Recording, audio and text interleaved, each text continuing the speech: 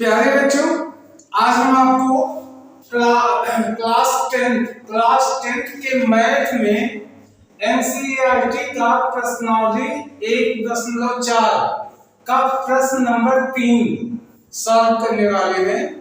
तो आइए देखते हैं ये प्रश्न नंबर 3 क्या है, फिर इसको सॉल्व करने की कोशिश करेंगे। तो प्रश्न क्या है, देखिए, कुछ वास्तविक संख्याओं के दशमलव प्रसाद नीचे दर्शाए गए हैं। ये नीचे 3 क्वेश्चन है, इसमें अंकों को दशमलव के रूप में लिखा गया है। तो ये कह रहा है कि वास्तविक संख्याओं के दशमलव प्रसाद नीचे दर्शाए गए हैं। प्रत्येक स्थिति के लिए निर्धारित कीजिए कि यह संख्या परिमेय संख्या है कि नहीं। तो हमें पहला क्वेश्चन ये बताना है कि इन 3 क्वेश्चन में ये संख्या परिमेय संख्या है या नहीं। दूसरी, यदि ये परिमेय संख्या है, अब फिर आ गया, अगर ये परिमेय संख्या है और P/Q के रूप में है, तो कह रहा है कि Q के अभाज्य गुणनखंडों के बारे में आप क्या करेंगे। तो आइए, आशा है क्वेश्चन आप समझ गए होंगे। ये 3 क्वेश्चन है, इसमें क्वेश्चन 1, 2, 3 ये दशमलव के रूप में दिए गए हैं और हमें क्या करना है, हमें ये बताना है कि ये परिमेय संख्याएं हैं या नहीं। दूसरा, अगर परिमेय संख्याएं हैं तो P/Q के फॉर्म में यानी भिन्न में या बटे में हम इन संख्याओं को लिखेंगे। उसके बाद जो हर होगा उसको हम ब्रीफ करेंगे क्या है।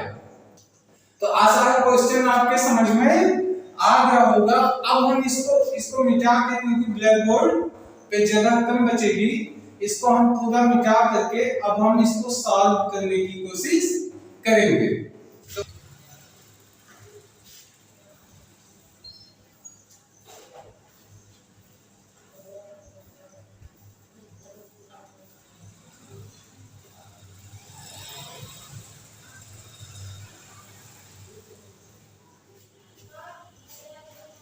अब देखिए क्वेश्चन नंबर पहला क्या है, 43.123456789। हमें इस क्वेश्चन में क्या बताना है, पहले बताना है ये परिमेय संख्या है या नहीं है।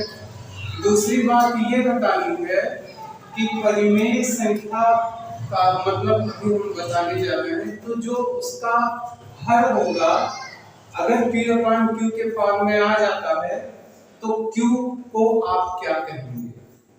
तो इसको जानने के लिए सबसे पहले हमें ये जानना जरूरी है कि परिमेय संख्या, या इंग्लिश में इसको रेशनल नंबर कहते हैं, रेशनल नंबर है क्या। तो देखिए, सबसे पहले ये जानना है परिमेय संख्या क्या है। परिमेय संख्या क्या है, तो ये देखिए, ये वो संख्या जिसको हम भिन्न में या बटे में कर सकते हैं उसको हम परिमेय संख्या कहते हैं। यानी जिसे हम भिन्न में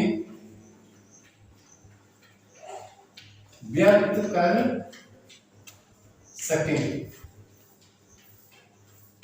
जैसे मान लीजिए एग्जाम्पल है 2/5, ये भिन्न में हो गया। 3/4, ये क्या है, इसको हम दूसरे शब्दावली में कहेंगे P/Q फॉर्म। P/Q रूप में इसको हम व्यक्त कर सकते हैं। तो पहला तो क्या है, परिमेय संख्या वह संख्या है जिसको हम भिन्न में व्यक्त कर सकते हैं, साथ ही साथ दूसरा, साथ ही साथ और जो कट जाए जो बटे हैं ये कट जाएं या रिपीटेड हो जाए। क्या हो जाए? रिपीटेड। या भागफल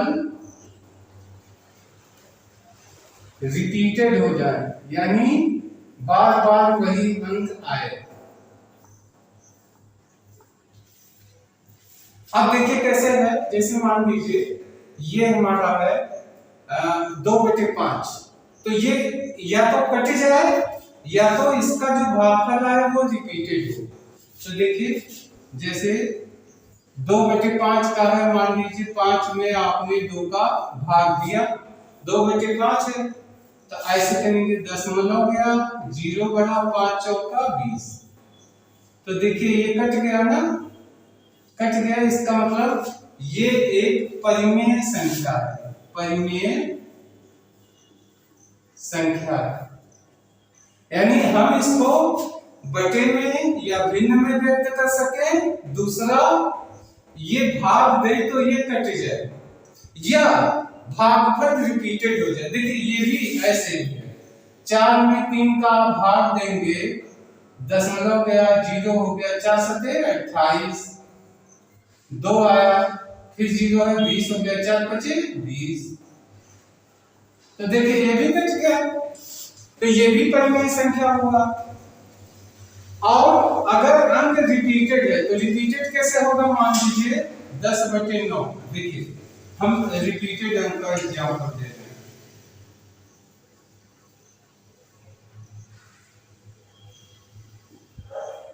रिपीटेड भी मान लीजिए 10/9, तो अब 10 में 9 का भाग देंगे तो देखिए क्या होगा।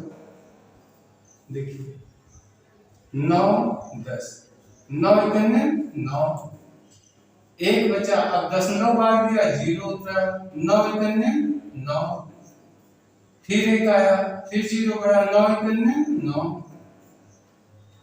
इस तरीके से दशमलव के बाद एक एक एक एक बढ़ता ही जाएगा। तो ऐसी संख्या को, ऐसे भिन्न को भी हम परिमेय संख्या कहते हैं। यानी ये या तो रिपीटेड हो, ऐसे जिसका भागफल क्या हो, बार बार वही अंक आए, एक एक एक ऐसे ही आता जाए, या ये कट जाए, जैसे ये कट गए, ये कट गए। ऐसी संख्या को हम परिमेय संख्या कहते हैं। अगर कोई संख्या कटती भी नहीं है प्लस रिपीट भी नहीं हो रही है, तो वह संख्या अपरिमेय संख्या कहलाएगी। वह संख्या अपरिमेय संख्या कहलाएगी। तो प्यारे बच्चों, आशा है परिमेय संख्या अब तो रिकॉल हो गया होगा, यानी आपको समझ में आ गया होगा। अब हम बात करते हैं इस क्वेश्चन का।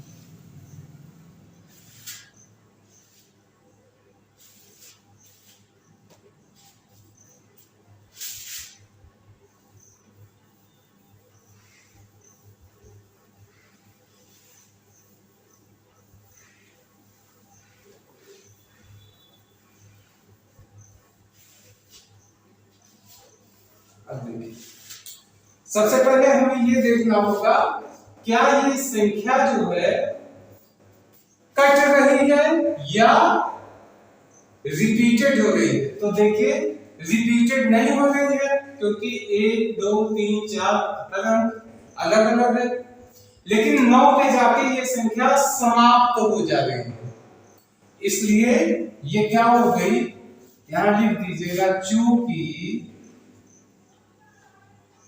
चूंकि संख्या कट रही है, कट कर समाप्त हुई है। अतः यह परिमेय संख्या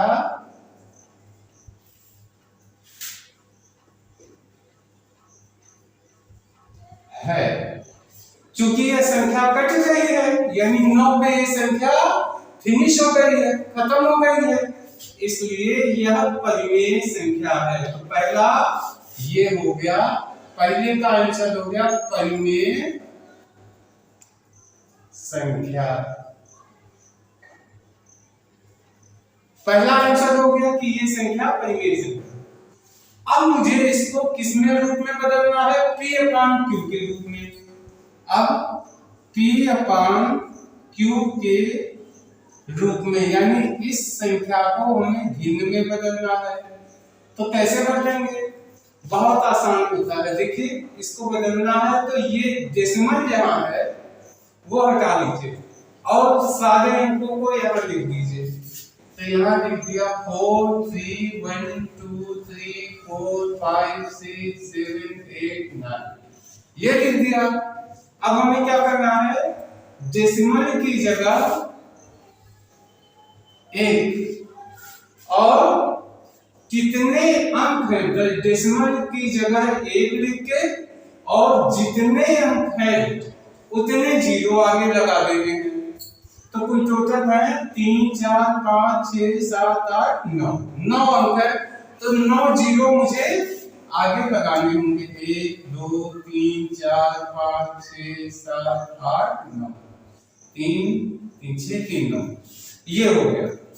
तो अब ये किसमें बदल गया? P अपान Q के रूप में बदल गया। यानी अगर इस संख्या से इसमें आप भाग देंगे तो रिजल्ट क्या आएगा? ये आएगा। आशा है ये भी आपके समझ में आ गया होगा। अब आंसर क्या लिखना? पूछता है कि Q के लिए आप क्या कहेंगे, यानी ये Q का फॉर्म, यानी ये जो हर है, तो यहां लिख दीजिए Q यानी हर कितना होगा? अगर कोई संख्या एक के बाद जितने जीरो है इसको सार्थक अंक में हम कैसे लिखते हैं? 10 टू दी पावर, जीरो की संख्या जितनी है इतना पावर लगा दीजिए, बस वही आंसर होगा। 10 टू दी पावर 9, क्योंकि 9 जीरो है तो 10 लगाइए और उसके ऊपर 9 जीरो लगा दीजिए। तो यही मेरा आंसर, ये पहले का होगा। आशा है आपके समझ में आ गया होगा। ये संख्या चूंकि 9 पे समाप्त हो गई, इसका मतलब ये संख्या कट के 9 पे खत्म हो गई, इसलिए ये परिमेय संख्या है। अब हम इसको P अपान Q के रूप में व्यक्त करेंगे।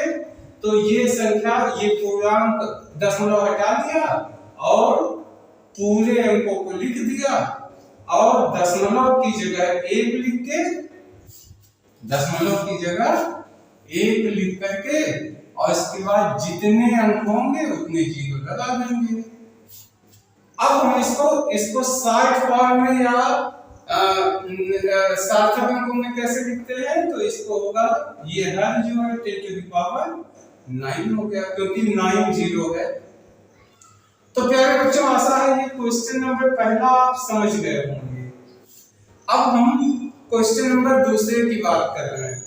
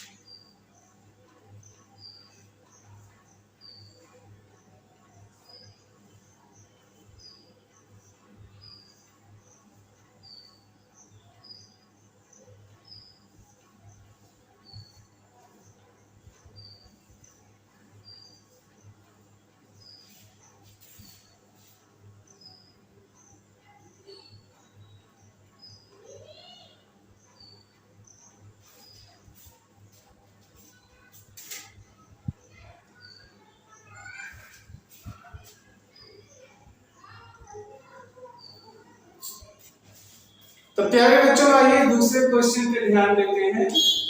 ये क्वेश्चन है, देखिए 0.120 देखिए यहाँ एक जीरो, इसके बाद यहाँ डबल जीरो, फिर 1200 इसके बाद क्या किया गया, डैश डैश डैश डैश किया गया। अब ये पूछ रहा है कि क्या ये परिमेय संख्या है या नहीं। तो अभी आपने देखा है परिमेय संख्या वो संख्या होती है जो भिन्न में कर सकते हैं, ठीक है, जो कट जाए या रिपीटेड हो जाए। तो देखिए यहाँ पे डैश डैश डैश बता रहा है कि इसका समाप्ति नहीं है, ये आगे बढ़ता जा रहा है, पहली चीज। दूसरी चीज, ये संख्या रिपीटेड नहीं है। अगर कोई संख्या जैसे 1.111 2.2222 ऐसे अगर संख्याएं होती हैं तब आप इसको मान सकते हैं कि रिपीटेड है। लेकिन यहाँ पे क्या है, 1 2 0, 1 2 डबल जीरो आ गया, 1 2 ट्रिपल जीरो आ गया, 1 2 4 0 आ गया। इसलिए यहाँ पे अब आपको क्या लिखना है, चूंकि संख्या रिपीटेड नहीं है, संख्या रिपीटेड नहीं है और खत्म भी नहीं हुआ।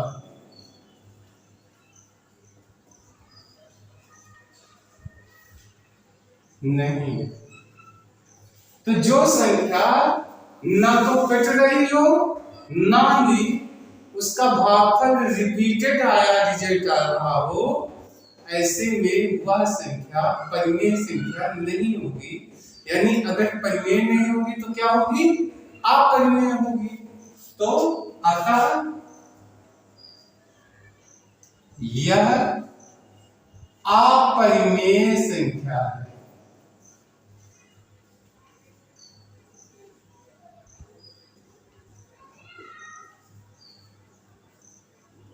अतः यह अपरिमेय संख्या, यही आपका इसका आंसर होगा। यानी ये परिमेय संख्या है ही नहीं, क्योंकि ना ये रिपीट हो रहा है ना इसका अंत हो रहा है। तो अंत भी नहीं है और रिपीटेड भी नहीं है, इसका मतलब ये परिमेय नहीं है, ये अपरिमेय संख्या है। तो अपरिमेय संख्या ये आंसर हो गया। आशा है ये भी आपके समझ में आ गया होगा। अब हम इसको मिटा करके फिर से बात कर रहे हैं।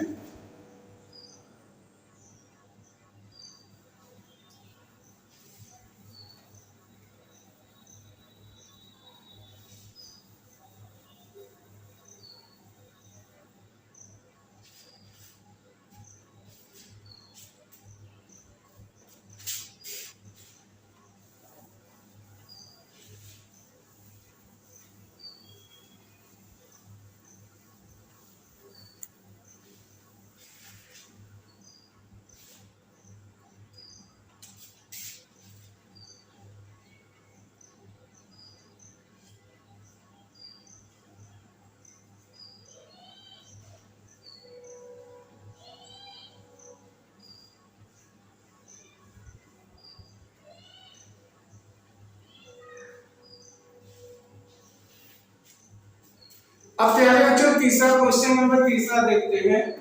ये कह रहा है कि यह 43.123456789 इसके ऊपर लगा बार, ये बार कोष्टक, हिंदी में रेखा कोष्टक कहते हैं, जिसके ऊपर लाइन है। ये लाइन का मतलब क्या होता है, मतलब ये है कि ये संख्या इतने के बाद फिर से रिपीट होगी, फिर से रिपीट होगी, फिर खत्म हो, उसके बाद फिर रिपीट होगी, फिर रिपीट होगी, इस तरीके से बार बार रिपीटेड होगी। तो 60 में इस सिंबल से हम इसको दर्शाते हैं, ऊपर एक लाइन डाल देते हैं, इस सिंबल से इसको दर्शाया जाता है। तो यहाँ पे देखिए कैसे कैसे ये होगा, तो 1 2 3 4 5 6 7 8 9, फिर यहाँ शुरू हो जाएगा 1 2 3 4 5 6 7 8 9, फिर शुरू होगा 1 2 3 4 5 6 7 8 9, इस तरीके से शुरू होगा। तो पहले ये बताना है ना कि ये परिमेय संख्या है या नहीं है। तो यहाँ पे लिख दीजिए चूंकि यह संख्या रिपीटेड है,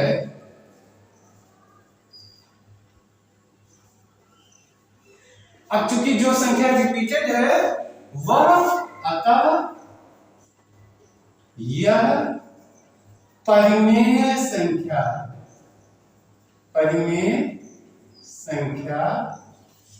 है। ये हो गया।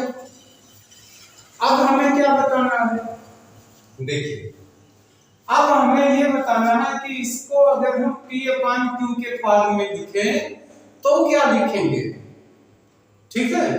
और उसके बाद जो हर होगा भाग का, भिन्न का, वो क्या होगा। तो आपको हम एक चीज बताते हैं, अगर कोई अंक रिपीटेड हो रहा है बार बार, तो आमतौर पे 9 से कटता है। यहां पहले लिख देते हैं, रिपीटेड अंक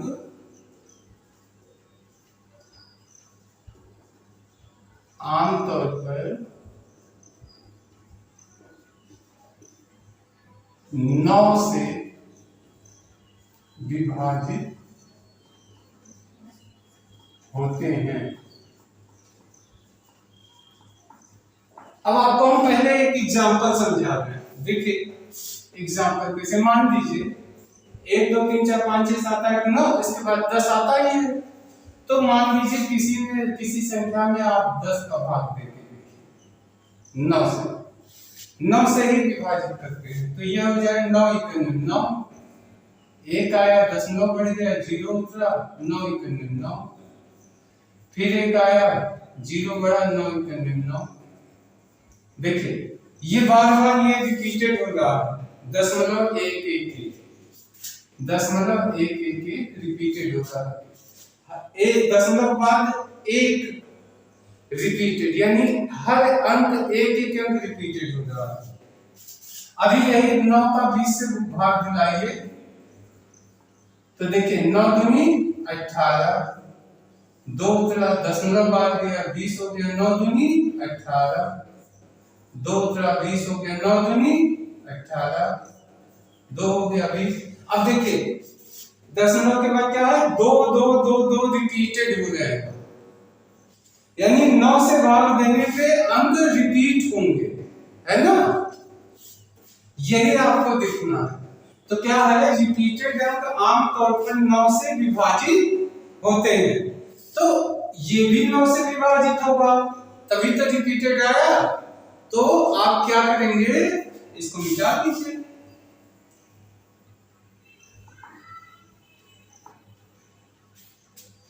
अब लिख दीजिए विभाजित होते हैं, अतः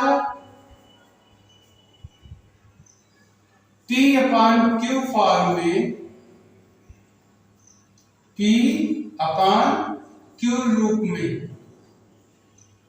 क्या होगी संख्या, देखिए उतार लीजिए, 4 3 1 2 3 4 5 6 7 8 9।